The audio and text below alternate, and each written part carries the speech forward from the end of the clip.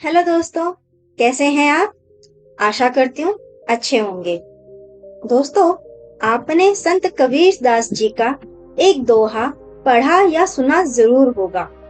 ऐसी वाणी बोलिए मन का आपा खोए, औरन को शीतल करे आपहु शीतल होए। इसका अर्थ ये है कि प्रत्येक मनुष्य को ऐसी भाषा में बात करनी चाहिए, ऐसी बोली बोलनी चाहिए जो श्रोता है, जो सुनने वाला है, उसके मन को वो बात आनंदित करे, उसे अच्छी लगे। ऐसी भाषा सुनने वालों को तो सुख का अनुभव होता ही है, साथ ही स्वयं का भी मन आनंद का अनुभव करता है। हमारे बड़े बुजुर्ग भी हमें यही शिक्षा देते हैं कि किसी से भी बात करो तो शांत स्वर और प्रेम से बात करो। इस तरह के व्यवहार से तुम्हारे दुश्मन भी तुम्हारे दोस्त बन जाएंगे और बिगड़ते काम भी बनने लगेंगे। जब भी बोलो मीठा बोलो। यदि हम समय और स्थान को ध्यान में रखकर किसी से बात करते हैं तो हम बड़ी से बड़ी मुश्किल को भी केवल बातों से ही सुलझा सकते हैं और बड़ी से बड़ी सफलता को पा सकते हैं। वहीं अगर हम किसी से ऊंची आवाज में बात करते हैं, कड़वा बोलते हैं या बहुत ज्यादा बोलते हैं तो हमारे बनते काम भी बिगड़ जाते हैं। जितनी भूख होती है आप उतना ही भोजन खाते हैं, जितने की जरूरत होती है आप सिर्फ उतना ही कार्य करते हैं। लेकिन क्या आपने कभी इस बारे में सोचा है, आप जितना बोलते हैं उतने की आवश्यकता होती है या आप आवश्यकता से ज्यादा तो नहीं बोलते? रात में सोने से पहले ये जरूर सोचें कि आपने दिन भर में कितनी बातें की, आपने जो भी बातें की वो कितनी जरूरी थी। और सबसे महत्वपूर्ण बात ये है कि आपने क्या बोला और क्यों बोला। अपने आप से जरूर पूछना। हमारे जीवन में एक नहीं बल्कि बहुत सारे दुखों का कारण बोलना ही है, क्योंकि हमारी समस्या यही है कि हम चुप नहीं रह सकते, हमेशा कुछ ना कुछ बोलते ही रहते हैं। और आधे से ज्यादा दुख तो बोलने के कारण से ही होता है। चाहे परिवार का कलेश हो, दोस्ती में मतभेद हो या पड़ोसियों से वाद विवाद हो, ये सब केवल बोलने से ही होता है। जब तक हम बाहर की ओर बोलते रहेंगे हमारे भीतर अशांति रहेगी, शोर रहेगा। जिस दिन हम मन से चुप हो जाएंगे तो तब बाहर हमारे मुख से कुछ भी निकले हम शांति रहेंगे। मनुष्य की प्रवृत्ति ही ऐसी है, वह अपने मन में चल रही बातों को दूसरों को सुना देना चाहता है पर औरों की सुनना नहीं चाहता। हम चुप नहीं रहना चाहते, हमेशा सुना देना चाहते हैं। हम अपने से सामने वाले की बातों को अहमियत कम देते हैं और अपनी बातों को बार बार दोहराकर बातों को भारी और वजनदार करने की कोशिश करते हैं, जिससे कि दूसरा हमारी बात को सुने। और इस तरह हम अपनी ऊर्जा व्यर्थ के बोलने में नष्ट कर देते हैं। इसलिए कम बोले, जहाँ जरूरत ना हो वहाँ पे चुप रहें, मौन रहें। वाणी या बोलना ही नहीं बल्कि मौन में भी शक्ति होती है। यही कारण है धर्मों में मौन को बहुत महत्व दिया गया है। वैज्ञानिकों द्वारा भी इस बात को माना गया है कि सेहत से मौन का गहरा संबंध है और इससे मानसिक शांति मिलती है। मौन से विचारों में एकाग्रता आती है और रचनात्मक क्रिया में बढ़ोतरी होती है। इसलिए जितने भी साधु संत हैं वो मौन रहकर ध्यान लगाते हुए अध्यात्म में गूढ़ ज्ञान को प्राप्त करते हैं। कम बोलने के अपने ही फायदे हैं, जैसे कि जो लोग कम बोलते हैं उनकी कल्पना शक्ति बहुत ही अच्छी होती है। कम बोलने से आपकी बातों में वजन होता है। कम बोलने से लड़ाई झगड़े होने के चांस कम होते हैं। कम बोलने से मानसिक एकाग्रता मजबूत होती है। और भी बहुत से फायदे हैं कम बोलने के। ऐसे ही कुछ और फायदे भगवान बुद्ध ने अपने शिष्य को बताए हैं। आइए जानते हैं इस कहानी से। कहीं किसी घने जंगल में एक बौद्ध भिक्षुक रहते थे। एक बार उस जंगल में एक राजकुमार शिकार खेलते हुए अपनी टोली से बिछड़कर उस बौद्ध भिक्षुक के पास पहुंच जाते हैं। उस राजकुमार ने जब बौद्ध भिक्षुक को उसकी कुटिया के बाहर ध्यान में देखा तो उसके पास जा उससे बात करने लगता है। राजकुमार अपनी बातें बताने लगता है कि वो एक राजकुमार है, शिकार खेलने आया था और भटक गया है। वो लगातार बोले ही जा रहा था। बौद्ध भिक्षु ने थोड़ी देर तो उसकी बातें सुनी और फिर वो उठकर कुटिया में गया और जल से भरा पात्र राजकुमार के सामने रख दिया। राजकुमार ने कहा कि अरे, मैं तो बातों में भूल ही गया था कि मुझे प्यास भी लगी है। पानी पीकर राजकुमार ने बौद्ध भिक्षु से कहा कि मैंने तुमसे इतनी बातें की परंतु तुमने कुछ भी उत्तर नहीं दिया। बौद्ध भिक्षु ने कहा कि मुझे कोई प्रश्न सुनाए ही नहीं दिया।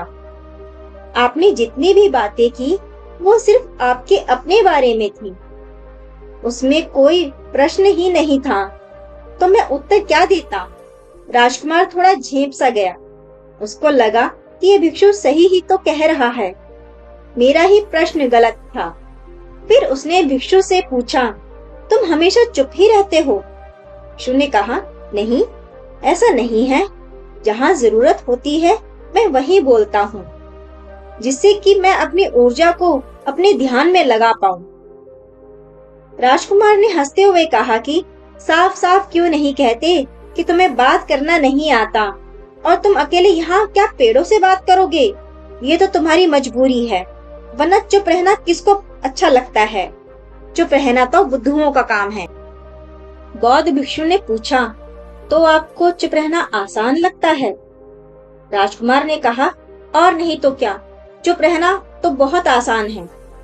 भिक्षु ने कहा, तो ठीक है, जब तक आपके सैनिक नहीं आ जाते कृपया आप चुप रहें ताकि मेरा ध्यान भंग ना हो। राजकुमार ने कहा, ठीक है। अब बौद्ध भिक्षु ध्यान में बैठ गए। राजकुमार भी चुप हो गया। अब बहुत देर हो गई। राजकुमार को इतनी देर तक चुप बैठने की आदत न थी। उसको बेचैनी होने लगी। वो बात करने के लिए परेशान हो रहा था। उसको सैनिकों पर भी गुस्सा आ रहा था कि वो अभी तक नहीं आए। शाम होने को थी। राजकुमार ने ध्यान में बैठे भिक्षु की ओर देखा और सोचने लगा कि ये भिक्षु इतना चुप कैसे रह लेता है और कितना शांत भी। रात का अंधेरा पसरने लगा था पर सैनिक अभी तक नहीं आए थे। अब राजकुमार से रहा नहीं गया। वो बौद्ध भिक्षु से गुस्से में बोला कि मैं तुम्हारा होने वाला राजा हूँ और तुम मेरा सत्कार भी नहीं कर रहे। मैं यहाँ परेशान हूँ और तुम चुपचाप ध्यान में बैठे हो। और भी बहुत कुछ कहा। बौद्ध भिक्षु ने आंखें खोली और मुस्कुराए और एक पात्र में कुछ फल लाकर राजकुमार को दिए। राजकुमार ने फल खाए और सो गया। अगली सुबह सैनिक राजकुमार को ढूंढते हुए उस कुटिया में पहुंच गए। राजकुमार ने देखा भिक्षु अब भी ध्यान में बैठा हुआ है। उसने भिक्षु से रात के व्यवहार के लिए क्षमा मांगी। भिक्षु ने कहा, आपको चुप रहने की आदत नहीं है और यहाँ कोई आपसे बात करने वाला नहीं था। मुझे लगता है भावी राजा को थोड़ा शांत रहना आना चाहिए। राजकुमार को यह बात समझ आ गई। उसने कहा, आप इतने शांत कैसे हैं? मैंने आपसे गुस्से में बात की, आप फिर भी शांत थे, चुप थे। आपको देखकर मुझे भी लगा कि मुझे भी शांत रहना आना चाहिए। क्या आप मुझे सिखाएंगे? भिक्षु ने कहा, इसके लिए आपको मेरे पास रुकना होगा।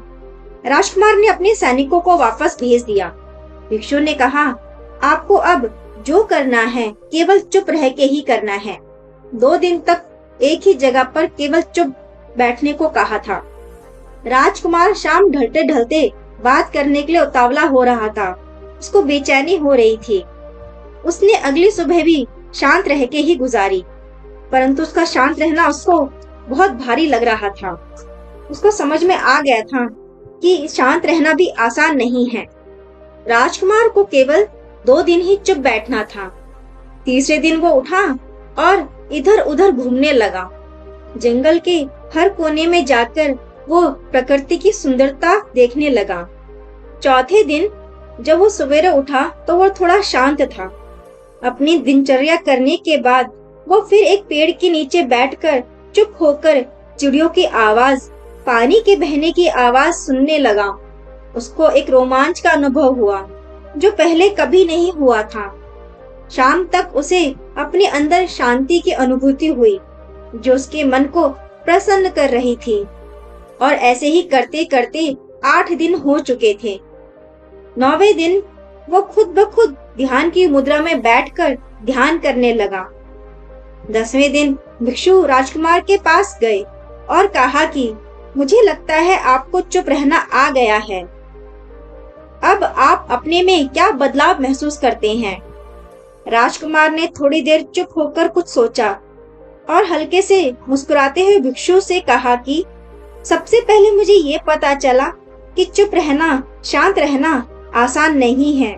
इसके लिए भी अभ्यास की आवश्यकता होती है। पहले मैं बहुत बोलता था, जितने की जरूरत नहीं होती थी। मैं लोगों को सुनने या उनसे कुछ भी सीखने की समझ नहीं रखता था। गुस्से में कुछ भी कर देना और कुछ भी कह देना, ये मेरी कमजोरी थी। इन 10 दिनों में मैंने अपनी पहले की जिंदगी को दोहराया और पाया कि मेरे आसपास के लोगों की नकारात्मक ऊर्जा मुझ पर आसानी से हावी हो जाती थी।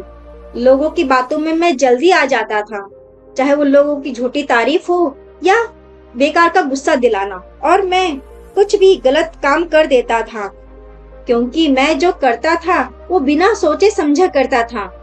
पर अब मुझे शांति की अनुभूति हुई है। मुझे अब कहीं से कोई बेचैनी नहीं है, मन में स्थिरता है। और मुझे ये भी पता चला कि ध्यान लगाने के लिए केवल अभ्यास ही नहीं बल्कि अंदर से आपका शांत होना आवश्यक है।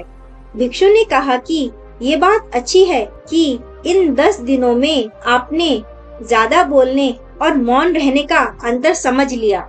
दुनिया में ज्यादातर लोग ज्यादा ही बोलते हैं, कभी किसी को नीचा दिखाने के लिए या कभी अपने आप का दिखावा करने के लिए।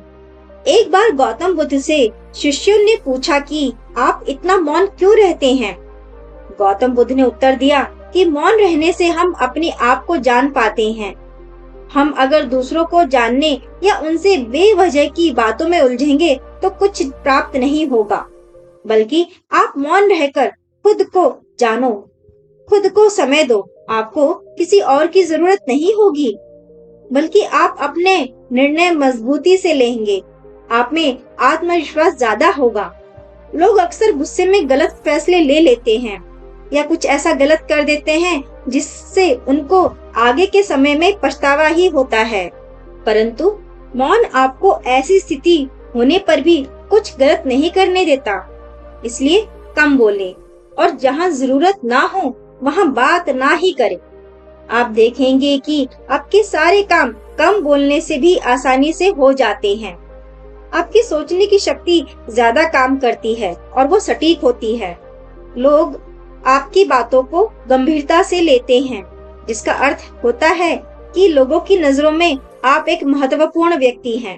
दोस्तों, कहानी का सार यही है कि अपनी वाणी में हमेशा मिठास रखें, खुश रहें, औरों को भी खुश रखें, क्योंकि बोलना ही नहीं बल्कि मौन में भी शक्ति होती है। इसी के साथ आज की वीडियो खत्म करती हूँ। स्वस्थ रहें, मस्त रहें, अपना ध्यान रखें। वीडियो को लाइक शेयर करना ना भूलें और चैनल को सब्सक्राइब जरूर कर लें। Thank you.